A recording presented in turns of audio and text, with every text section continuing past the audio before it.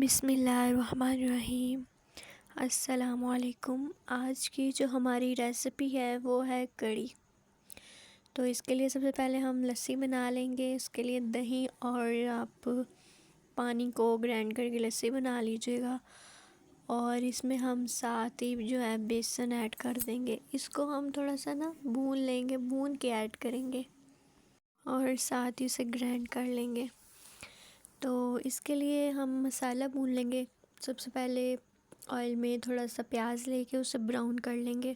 بہت زیادہ براؤن نہیں کرنا، بالکل لائٹ سا براؤن کرنا ہے، کیونکہ اگر ہم زیادہ براؤن کر لیں گے تو اس کا کلر خراب ہو جائے گا بعد میں۔ اور تھوڑا سا پانی ایڈ کر لیں گے تاکہ زیادہ رنگ گاڑھا نہ ہو۔ ساتھ ہی ہم ٹماٹر ایڈ کر دیں گے اور نمک، مرچ، ہلدی، سوکھا دھنیا، زیرہ اور کٹی ہوئی لال مرچیں، یہ سب ایڈ کر کر ہم اسے اچھی طرح سے بھون لیں گے۔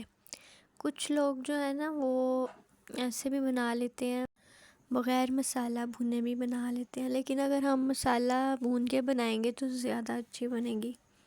اور ساتھ ہی ہم نے آلو لے لیے تھے اور اسے باریک سا کاٹ لیا تھا، اور اسے بھی مسالے میں اچھے طریقے سے بھون لیا تھا۔ اسے بھوننے کے بعد ہم نے جو کڑی کے لیے لسی تیار کی تھی وہ ڈال لینی ہے، اور ساتھ ہی تھوڑا سا پانی بھی ایڈ کر دینا تاکہ یہ اچھے طریقے سے پک جائے۔ اس نے بھی بہت زیادہ پکنا ہے، پکنے کے بعد یہ بنے گی، تیار ہوگی اچھی سی۔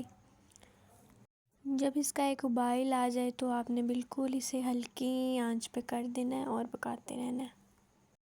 اور اسے رکھ کے ساتھ ہی ہم پکوڑوں کے لیے مکسچر بنا لیں گے۔ آلو، پیاز اور پالک کاٹ لیں گے اور سوکھا دھنیا ڈال لیں گے۔ دوسری طرف ہم نے اس کا چمچ ہلاتے رہنا کڑی کا تاکہ یہ نیچے نہ لگ جائے۔ پھر ہم نے اس مکسچر کو دھو کے ایک باؤل میں نکال کے اس میں نمک، مرچ، ہلدی، سوکھا دھنیا، مرچیں اور تھوڑا سا زیرہ ایڈ کر لینا ہے۔ یہ کر کے ساتھ ہی ہم نے اس میں بیسن ایڈ کر دینا ہے اور اسے اچھی طرح سے مکس کر لینا ہے۔ مکس آپ نے پانی کے ساتھ کرنا ہے اور اس طرح کا بیٹر بنا لینا ہے۔ نہ بہت زیادہ اس کو تھک رکھنا ہے اور نہ بہت زیادہ اس کو پانی والا رکھنا ہے، بالکل نارمل سا رکھنا ہے، اور اسے ہم نے بنا لینا ہے۔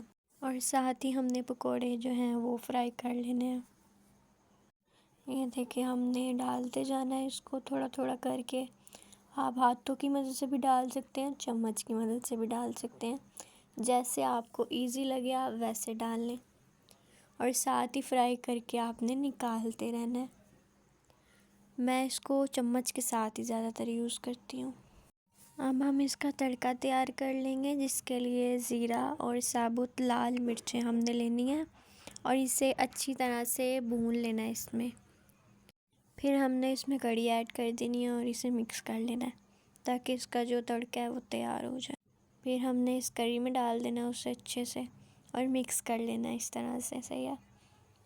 جب اس کا ایک ابال آ جائے تو اس میں ہم نے پکوڑے ایڈ کر دینے ہیں جو بھی ہم نے نکال لیے تھے۔ پکوڑے ایڈ کر کے ہم اسے مکس کر لیں گے اچھے طریقے سے، اور اسے کچھ دیر کے لیے دم پہ رکھیں گے، قریباً 5 منٹ کے لیے، تاکہ اس کا جو آئل ہے وہ علیحدہ ہو جائے اور یہ دکھنے میں بھی بڑی مزیدار سی اور اس کی رخ بڑی اچھی ہو جائے گی اس سے۔ اسی طرح سے اپنی دعاؤں میں ہمیشہ یاد رکھیے گا۔ اللہ حافظ۔